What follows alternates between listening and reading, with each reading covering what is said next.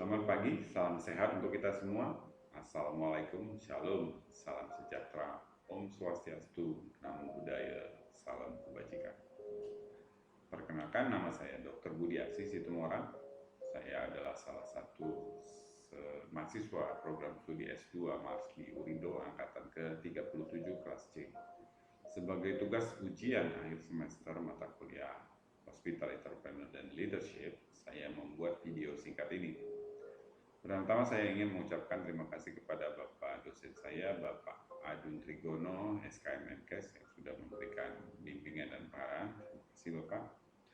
Saya juga berterima kasih kepada semua audiens yang sudah meluangkan waktunya untuk mendengarkan materi yang akan saya sampaikan pada kesempatan kali ini.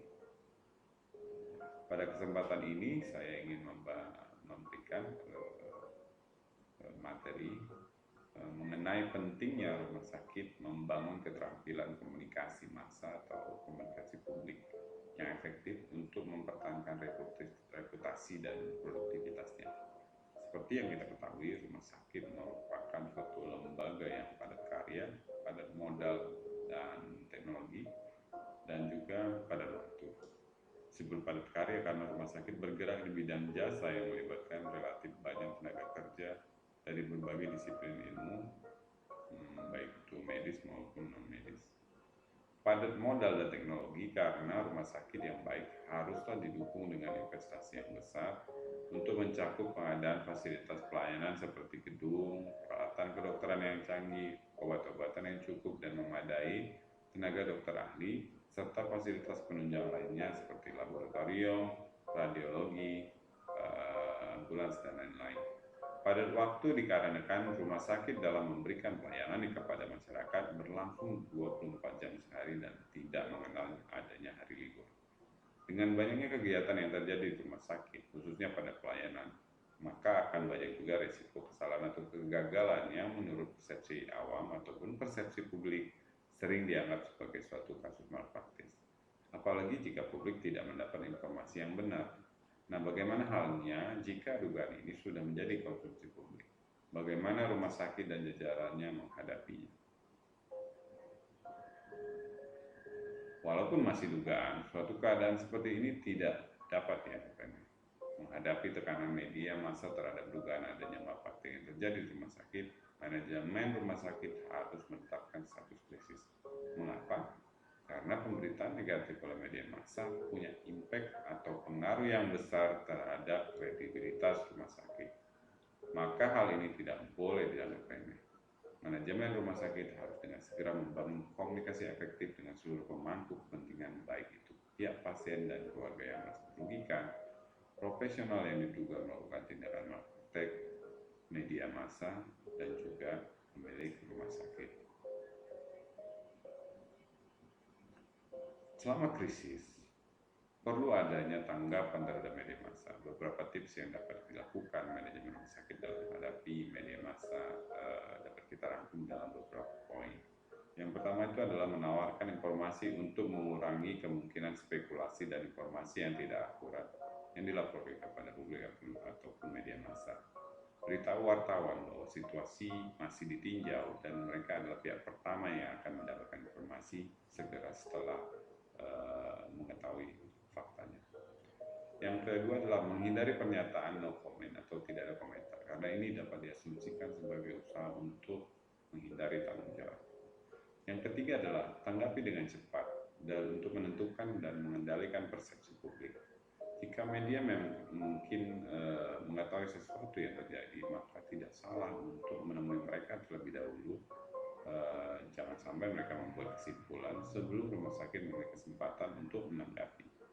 Yang keempat adalah menunjukkan rasa empati atau kasih sayang dan perhatian terhadap orang-orang yang terlibat, khususnya pasien dan keluarga yang merasa dirugikan. Tapi jangan lupa juga dengan profesional yang menghadapi tuntutan dugaan malpraktik, khususnya sebelum ini dapat dibuktikan. Yang kelima adalah tidak berspekulasi. Jika pewawancara dari media massa mengatakan sesuatu yang tidak faktual, perbaiki informasinya. Jika memang ada informasi yang belum diketahui, maka dapat dijawab dengan sedang dalam penyelidikan atau sedang ditelusuri. Yang keenam adalah berani mengakui kesalahan. Jika memang membuat kesalahan, katakan demikian. Jelaskan mengapa kesalahan itu terjadi dan apa usaha kita untuk memperbaiki kesalahan tersebut. Dan jangan lupa untuk mengatakan maaf. Yang tujuh adalah, jika ada hal yang tidak ingin digali lebih dalam, jangan membahasnya, katakan saja dengan akan dicatat. Terlebih jika hal ini berpotensi memperluas permasalahan. Jadi, salah satu faktor penentu keberhasilan suatu rumah sakit terletak pada kekuatan komunikasi publik yang dijalankan. Belajar dari berbagai kasus yang menimpa banyak rumah sakit di mana reputasi rumah sakit yang sudah mapan dapat anjlok secara drastis. Maka hal ini perlu diantisipasi. Salah satu resiko yang dihadapi oleh pengelola rumah sakit adalah resiko reputasi berkaitan dengan munculnya publisitas negatif dari masyarakat ataupun media massa yang pada saat ini sering terjadi. Membangun komunikasi secara efektif dengan masyarakat atau publik dan media bukan pekerjaan yang gampang. Banyak krisis atau permasalahan yang dihadapi rumah sakit akibat kurang mampunya membangun good understanding dan mencari win-win solution dengan berbagai stakeholder terkait, khususnya media massa. Jika hal ini melibatkan media massa, krisis ini bisa bahkan menjadi berlarut-larut, pada gilirannya akan mempengaruhi kinerja rumah sakit itu sendiri dan prestasinya. Kesimpulan yang dapat kita ambil adalah penguasaan aspek komunikasi massa atau publik yang efektif dan tepat sasaran akan memberikan pengaruh signifikan terhadap reputasi rumah sakit. Oleh karena itu, upaya-upaya untuk meningkatkan keterampilan dan efektivitas rumah sakit melalui komunikasi massa, terutama pada saat krisis, harus mendapatkan prioritas. Melalui keterampilan komunikasi massa yang efektif, tentu saja rumah sakit akan mampu mempertahankan reputasi dan produktivitasnya, terutama dalam kondisi krisis di mana dalam tekanan media massa. Mungkin demikian saja yang bisa saya sampaikan, saya bagikan kepada kita semua. Mudah-mudahan informasi yang saya dapatkan, saya bagikan pada hari ini memberikan dampak yang positif bagi kita semua. Terima kasih atas perhatian dan kesempatan yang diberikan kepada saya pada hari ini. Akhirnya sebagai penutup, saya akan memberikan suatu pantun. Buah nanas, buah ceri, dicampur gula, enak sekali. Cukup sekian pertemuan kita kali ini. Semoga kita bisa bertemu kembali di kemudian hari. Terima kasih semua, sampai ketemu di kesempatan lainnya. Salam.